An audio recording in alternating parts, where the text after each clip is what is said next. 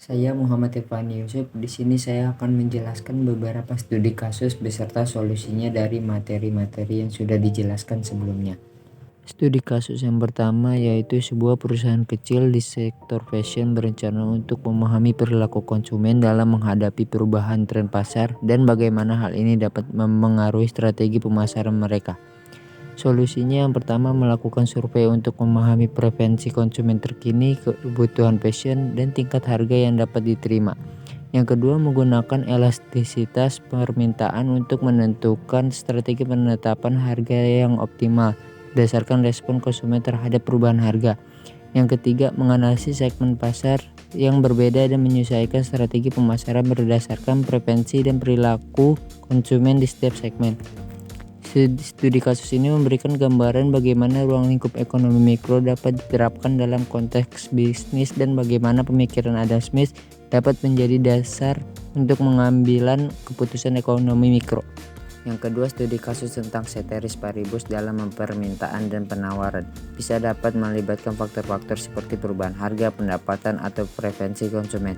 Misalnya, jika harga suatu produk naik atau ceteris paribus, bagaimana hal itu memengaruhi jumlah barang yang diminta. Solusinya mungkin melibatkan analisis dampak perubahan harga tetap elastisitas permintaan. Jika permintaan bersifat inelastis, peningkatan harga mungkin tidak mengubah jumlah barang yang diminta secara signifikan. Pada sisi penawaran, studi kasus dapat melibatkan faktor-faktor seperti teknologi baru atau perubahan biaya produksi. Jika biaya produksi meningkat atau ceteris paribus, bagaimana hal itu memengaruhi jumlah barang yang ditawarkan. Solusinya dapat mencakup strategi pengurangan biaya produksi atau eksplorasi opsi lain untuk menjaga penawaran yang memadai. Dalam kedua kasus, ceteris paribus membantu menganalisis efek perubahan satu variabel sementara mempertahankan faktor-faktor lain tetap. Studi kasus yang ketiga yaitu misalkan terdapat pasar persaingan sempurna di industri sayuran di mana banyak produsen kecil menawarkan produk yang serupa. Faktor-faktor yang mempengaruhi yaitu semua produsen menjual sayuran dengan harga yang sama, produsen dapat dengan mudah memasuki atau meninggalkan pasar, dan sayuran dari satu produsen tidak dapat dibedakan dari sayuran produsen lain. Jika salah satu produsen memutuskan untuk menurunkan harga sayurannya, ceteris paribus, bagaimana hal itu memengaruhi penjualan dan keuntungannya? Solusinya dalam situasi ini, produsen lain kemungkinan akan mengikuti untuk mempertahankan persaingan. Solusinya mungkin adalah untuk mencari cara meningkatkan efisiensi produksi atau memperkenalkan inovasi untuk mempertahankan keunggulan kompetitif. Namun, jika satu produsen mengalami biaya produksi yang lebih rendah atau ceteris paribus, itu dapat memberinya keunggulan kompetitif. Solusinya bisa melibatkan strategi pemasaran yang lebih agresif atau meningkatkan kapasitas produksi untuk memenuhi permintaan yang lebih tinggi.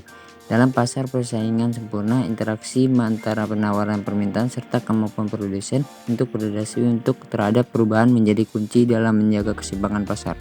Yang keempat, studi kasus ekonomi mikro. Misalkan terdapat sebuah negara yang sedang menghadapi masalah pengangguran tinggi pada tingkat nasional, sementara industri teknologi informasi di dalam negeri tersebut berkembang pesat. Faktor-faktor yang mempengaruhi studi kasus tersebut ialah tingkat upah pekerja di industri teknologi, informasi dan persaingan di pasar tenaga kerja pada tingkat spesifik keahlian.